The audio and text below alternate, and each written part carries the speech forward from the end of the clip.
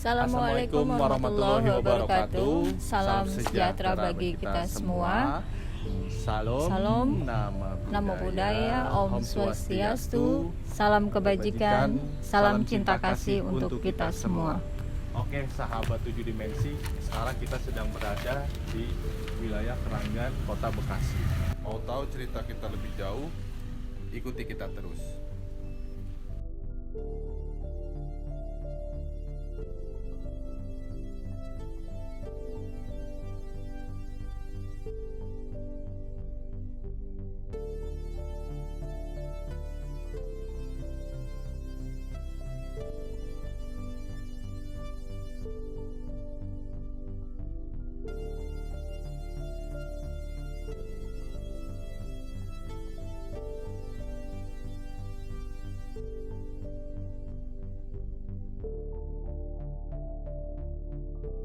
Halo sahabat 7 dimensi, sekarang kita ada di salah satu makam keramat Keranggan. Sekarang kita mau menuju ke makamnya, sekalian ketemu sama juru kunci dan narasumbernya. Bagaimana Bu Dewi? Iya, jadi ternyata Kota Bekasi ini dulu adalah ibu kota Kerajaan Tarumanegara. Teman-teman dengerin, bahwa Bekasi ini dulu ibu kota Kerajaan Tarumanegara. Iya, jadi sebelum Pajajaran itu kan ada Kerajaan Galuh. Jadi sebelum Kerajaan Galuh itu namanya Kerajaan Tarumanegara dulu dari abad ke-5. Nah, ternyata jadi kan Kerajaan Tarumanegara ini dulu meliputi Depok, Cibinong, Bogor sampai Sungai Cimanuk, Indramayu. Jauh kan teman-teman? Nah, ibu kotanya di sini, di Kota Bekasi ini gitu. Teman-teman kan selama ini taunya cuman bahwa Bekasi ini tuh jauh dari angan-angan. Di luar planet. Bahasa gaulnya itu kota planet, ya kan? Kita kayaknya jauh banget kalau mau ke Bekasi. Ternyata Bekasi itu banyak menyimpan sejarah. Iya, dan Bekasi itu asal muasal katanya itu dari Candrabaga atau Bagasasi. Artinya itu Chandra itu bulan, Baga itu bagian. Jadi bagian dari bulan lah Kota Bekasi. Nah, akhirnya dinamakan sekarang Bekasi. Sahabat 7 dimensi, kalau di Bekasi itu banyak menyimpan sejarah. Iya. Nah, makanya ceritanya sekarang kita ini mau ke salah satu makam keramat yang disebut makam Uyut Kibul ya Bu ya. Orang-orang sini kenalnya namanya Uyut Kibul. Cuman kita mau lebih tahu siapa sebenarnya beliau, dari mana dan kenapa bisa ada di sini. Oke. Kita menuju ke makam, sekalian ketemu sama juru kuncinya. Oke. Ikutin kita terus.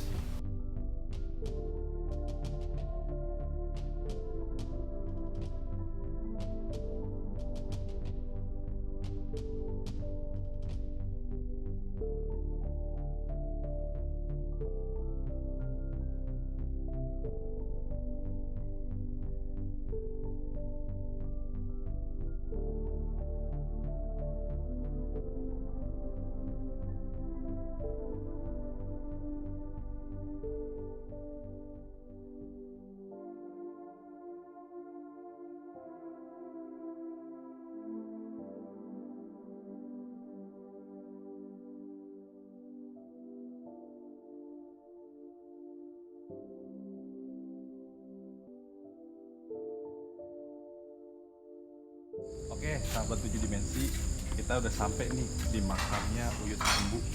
Kita mau ngobrol sama narasumbernya. Makam keramat ini Kang Nai. Assalamualaikum. Assalamualaikum.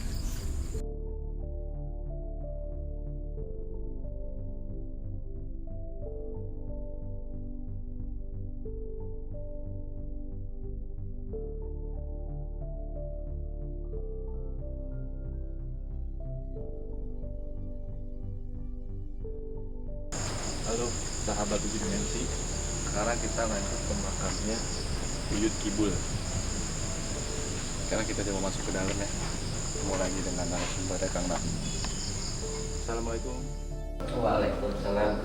Alhamdulillah nih sahabat 7 dimensi, kita ketemu sama Kang Nai ini selaku narasumber dan juru kunci di makam keramat Uyut Kibul Keranggan. Kita sekarang mau melakukan tawasul dan doa bersama untuk untuk menghormati para leluhur sebagai salah satu adab juga kita sebagai menghormati tradisi Keranggan. Yang pasti kita menghormati tradisi Keranggan. Untuk Kang Nai mungkin ada yang mau disampaikan. Ya, itu aja sih sebenarnya. Intinya kita bicara, kita tetap mohon kepada Allah dengan karomah barokahnya. Amin. Para leluhur kita, para Amin. karun-karun kita, terutama yang ada di Keranggan. Kebetulan ini orang tua kita, Soebul Karomah, Bapak Yud Kibul dan Bapak Yud Serak. Mudah-mudahan niat hajat kita disampaikan sama beliau, sama kepada Allah, dan dikabulkan niatnya masing-masing, hajatnya masing-masing. Pokoknya intinya teman-teman sahabat 7 dimensi, kita bertawasul, bermunajat tetap kepada Allah. Karena pada dasarnya manusia hanya berserah dan bergantung pada Allah Subhanahu wa taala. Ya.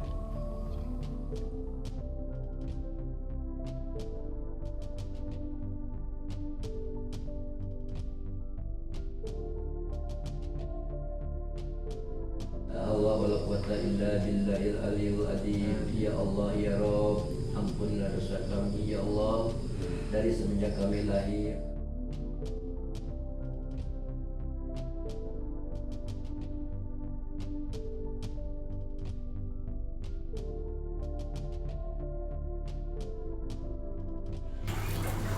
Oke, sahabat 7 dimensi, setelah tadi kita ziarah ke makam Uyut Ambu dan Uyut Kibul, sekarang kita berada di rumah narasumber Kang Nai. Biar kita lebih santai ngobrolnya, ingin tahu perjalanannya seperti apa, makanya kita ngobrolnya di sini aja. Ngobrol santai nih kita nih sekarang nih. Oke, sahabat 7 dimensi, sekarang kita mau nanya-nanya sedikit nih dengan Kang Nai untuk wilayah Keranggan dan sekitarnya. Kan tadi udah sedikit dijelasin nih sama Bu Dewi kalau Bekasi itu pernah jadi ibu kota kerajaan Tarumanegara. Sekarang kita mau tahu cerita lebih banyaknya melalui narasumber Kang Nai. Ya Kang Nai, mohon maaf nih, untuk wilayah sini kenapa bisa dinamain tuh Keranggan gitu? Ya gini ya. Sebenarnya Keranggan ini ada dua. Iya. Orang umumnya mengatakan Keranggan tua, Keranggan muda. Nah, Keranggan tua itu adanya di Gunung Putri. Oh iya. Keranggan muda adanya di sini. Iya. Di Jati Sampurna. Padahal kalau memang ada sedikit kesamaan antara Karangan dan Keranggan. Nah, sebenarnya yang di sini itu bukan Keranggan tapi Karangan. Yang di Keranggannya yang di Gunung Putri. Tapi mungkin karena anak cucunya yang ada di wilayah Karangan ini dan orang tuanya ada di Gunung Putri, makanya di situ ada dua kata antara Keranggan tua dan Keranggan muda. Nah, Keranggan tuanya di Jati Sampurna, Keranggan tuanya di Kecamatan Gunung Putri. Gitu. Begitu teman-teman sahabat 7 dimensi. Nah, teman-teman sahabat 7 dimensi kan pasti penasaran juga nih, kenapa sih Keranggan itu kok simbolis dengan hal-hal mistis nih? Kayak orang-orang dari Jakarta itu mikir kalau kita ke Keranggan tuh di sana banyak tempat ilmu gitu. Kita bisa nanya langsung juga nih sama Kang Nai nih. Gimana Kang? Tolong jelasin Kang. Nah, sebenarnya gini. Kalau untuk tempat ilmu, mungkin semua wilayah memiliki adat istiadat dan ilmu masing-masing.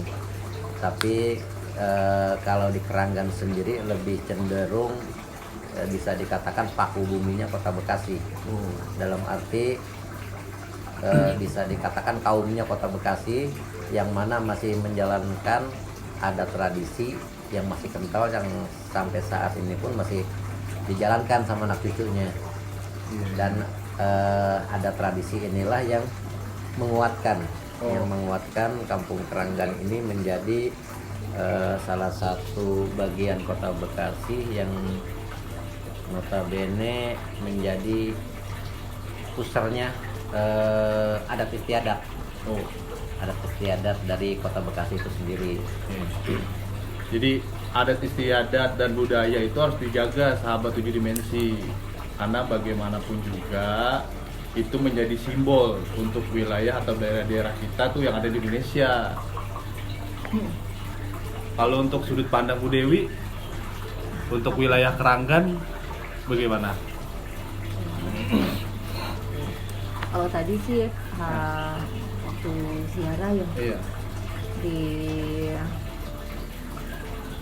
dikabarkannya sih beliau itu bilang bahwa penentuan titik Keranggan di sini yang tadi itu yang menentukan itu Syekh Subakir dan Prabu Siliwangi. Jadi memang penentuan titik koordinatnya Keranggan ini bukan sembarangan, jadi bukan asal cuman kayak kita misalnya mau camping asal tunjuk aja camping di situ di sini, nggak begitu. Jadi ternyata kan kita tahu sendiri ya Prabu Siliwangi sama Syekh Subakir ini sama-sama memiliki ilmu yang sangat tinggi. Betul. Jadi kedua beliau-beliau inilah yang menentukan titik di Keranggan ini awalnya. Itu sih kabarnya tadi begitu, seperti itu. Dan pasti ada sesuatu kan beliau antara Syekh Subakir dan Prabu Siliwangi itu menentukan titik koordinat itu ada di Keranggan. Iya, jadi kalau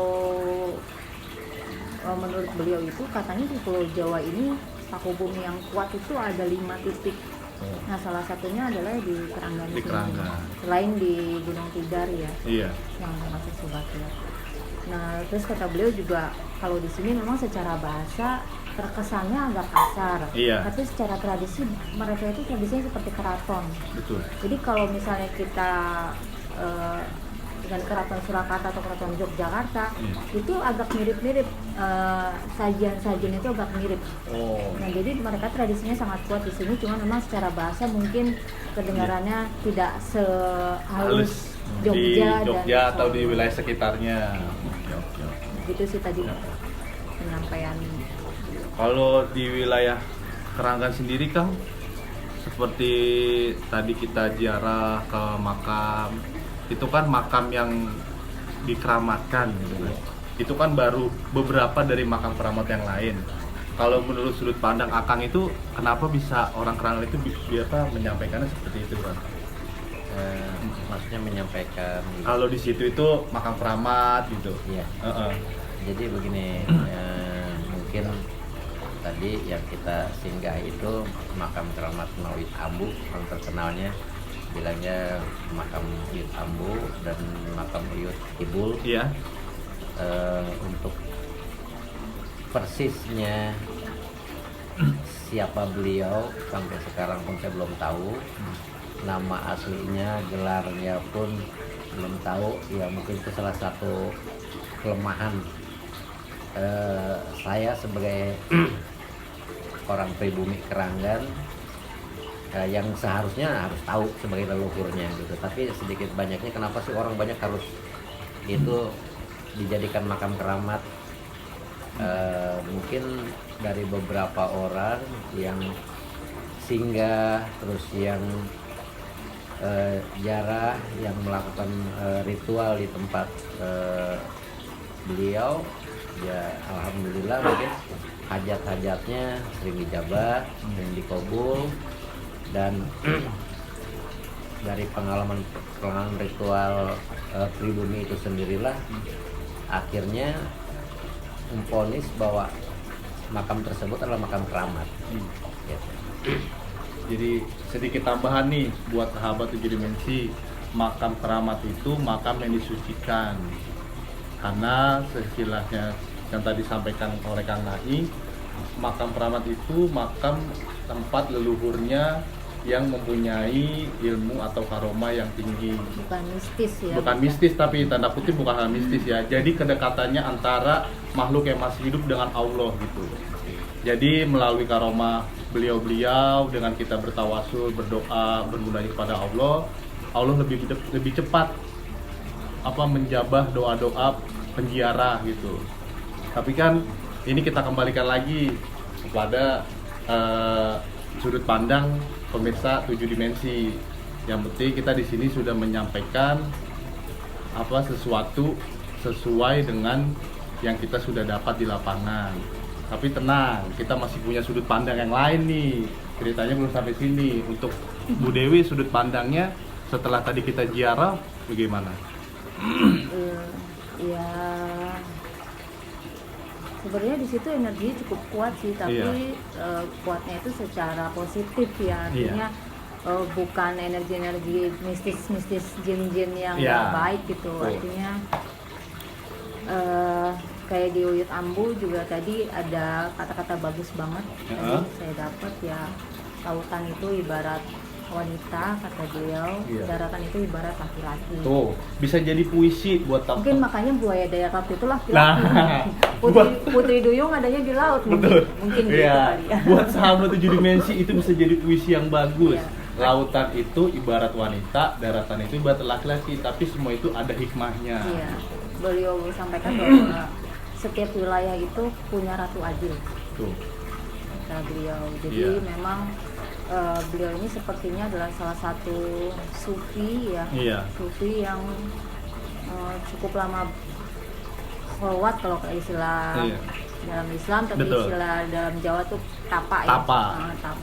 Sampai mungkin capai hakikat ya. Artinya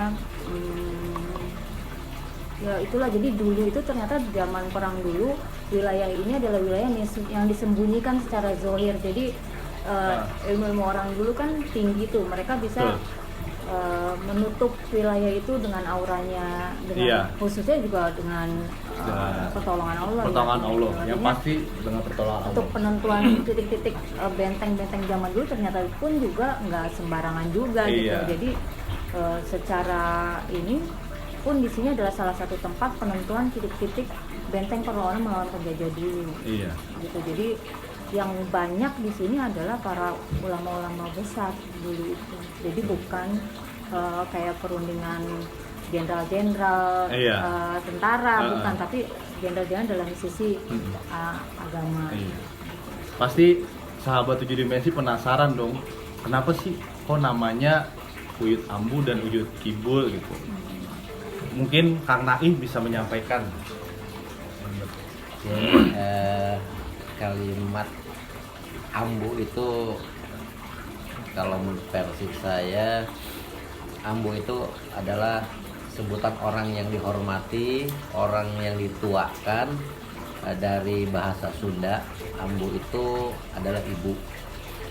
Jadi sosok ibu yang dituakan, yang dihormati dengan mungkin ilmunya, dengan kelebihannya, dengan keahliannya. Jadi beliau memang sangat dihormati dan mendapatkan gelaran sanjungan Ambu itu adalah kalimat orang yang dituakan, dengan yang dituakan dengan ilmunya, dengan keahlian dan kelebihannya. Dan kalau Bapak Uyut Kibul itu sendiri mungkin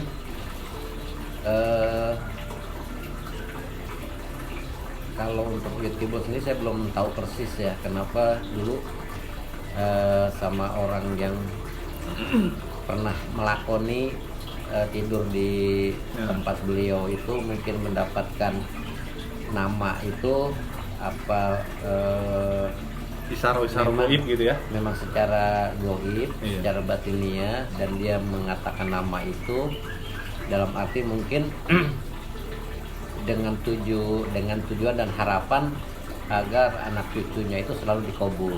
Bahkan orang Keranggan umumnya pun nggak tahu siapa beliau gitu. Terus sepak terjangnya beliau itu seperti apa, dan gelarnya apa, sampai sekarang pun termasuk mungkin juru kuncinya pun nggak tahu gitu. Karena kalau di Keranggan ini rata-rata juru kunci itu hanya juru kunci terah, dalam arti dia hanya menurunkan apa yang dulu dijalankan orang tuanya ke anak, biasa ke anak tertua, suruh menjalankan lagi tanpa diceritakan, tanpa dijelaskan silsilah dari makam itu yang diurusnya, terus nama aslinya siapa, gelarnya siapa. Nah itulah kadang dari anak-anak muda Keranggan ini pun merasa kesulitan sebenarnya. Ini butuh kerjasama, butuh penjelasan dari sesepuh Keranggan gitu, yang notabene jangan selalu disembunyikan. Ini kalau selalu disembunyikan seperti ini, lama-lama nih akan tenggelam gitu. Akan pupus sama zaman, sama kemajuan teknologi.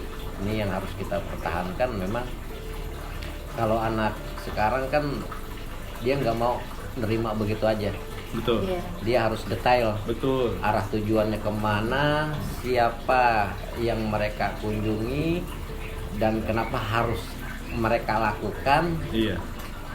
Ya, itu yang harus orang tua dijelaskan nih, yang jadi sesepuh sekarang. Ritualnya seperti ini arah tujuannya kemana. Nah terus setiap bulan apa, setiap hari apa, dan apa yang harus dijalankan, itu harus dijelaskan juga lebih detail lagi. Kalau anak-anak sekarang kan sifatnya memang seperti itu. Kalau beliau juga dimunculkan namanya, ya mungkin akan seperti itu gitu. Mungkin suatu saat akan tahu kok, cuman waktunya mungkin belum. Tapi memang di situ kan ada satu mata air. Nah mata air itu dia ada 3 mata air di dalam itu. Nah, itu adalah simbol bahwa di situ pernah ada pertemuan antara Banten, Cirebon, dan Mataram. Nah, jadi di situ dulu itu ada 3 pohon besar dan 3 mata air. Jadi itu adalah simbol yang tidak akan pernah nanti itu hilang. Mungkin pohonnya sekarang udah nggak ada, pohonnya dulu mungkin ada ya Kang ya. Ada. Tapi sekarang udah. Mungkin salah satu pohonnya sekarang yang sekarang masih ada tinggal satu itu kan yang di Sela Miring itu. Itu yang di belakang pohon kayu gede itu. Iya. Oke, sahabat 7 dimensi. Tadi Kang Nai dan Bu Dewi sudah menyampaikan secara sudut pandang masing-masing. Dan kita sangat berterima kasih nih bisa dijabarkan langsung wilayah Keranggan oleh narasumber Kang Nai. Sahabat 7 dimensi pasti tambah penasaran dong tadi yang sudah disampaikan Ibu Dewi, bahwa di mata air itu sebagai simbol pertemuan antara Banten, Cirebon, dan Mataram. Untuk lebih tahu jelasnya dan untuk lebih tahu detailnya, ikuti terus perjalanan kami di acara 7 dimensi. Semoga bermanfaat untuk kalian. Pesan moral dari saya, bersyukur atas nikmat yang tampak dan bersyukur atas nikmat yang tidak tampak. Segala sesuatu hanya kehendak Allah dan harus berserah dengan Allah Subhanahu wa Ta'ala.